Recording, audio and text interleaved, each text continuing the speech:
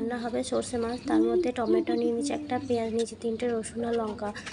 মাছগুলো ফ্রিজে ছিল, বের করে নিলাম। 4 পিস মাছ ছিল, বেশি ছিল না। তার মধ্যে হলুদ আর লবণ মাখিয়ে নিলাম।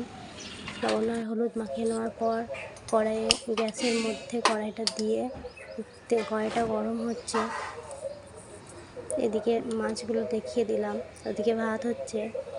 তার মধ্যে তেল দিয়ে দিলাম কড়াইয়ের মধ্যে। কড়াইটা গরম হয়ে গেছে, এবার তেলটা দিয়ে দেব। তেলটা দেওয়া হয়ে গেছে, তেলটা দিয়ে তেলটা আমি একটু নাড়াচাড়া করে দিলাম যাতে মাছ ওটা কড়াইয়ের মধ্যে লেগে যায়। মাছগুলো এবার গরম তেলের মধ্যে দিয়ে দেবো। মাছগুলো এক পিঠ ভাজা হয়ে গেছে, আর এক পিঠ উল্টে দিচ্ছি ভাজার জন্য।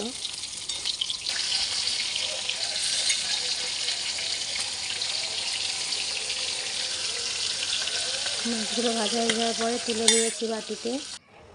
তুলে নেওয়া হয়ে গেছে। ওই তেলের মধ্যেই 5 ফোড়ন দিলাম, কাঁচা লঙ্কা 2টো দিয়ে দিলাম, কাঁচা পেঁয়াজ দিয়ে দিলাম। তারপর একটু নাড়াচাড়া করে নেব। একটু পেঁয়াজটা যাতে একটু ভাজা ভাজা হয় সেই জন্য একটু নাড়াচাড়া, একটু কিছুক্ষণ পর আমি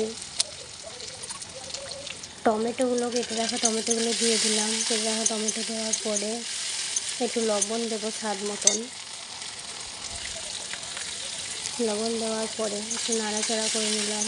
নাড়াচাড়া করে তারপরে সর্ষে যে বেটে রেখেছিলাম, সর্ষে বাটাটা একটু ঢাকনায় করে ছেঁকে সেই জলটা দিয়ে দিলাম। সর্ষে বাটাটা খোসাগুলো যাতে ওতে না যায়, দেখে খারাপ লাগবে, সেই জন্য ছেঁকে নিলাম।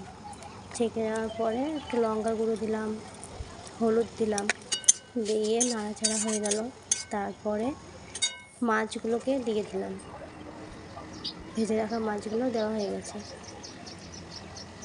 অপেক্ষায় থাকছি কিছুক্ষণ। ফুটে উঠেছে। এবার আমি গ্যাসটা একটু কমিয়ে দিলাম, নামিয়ে নিলাম।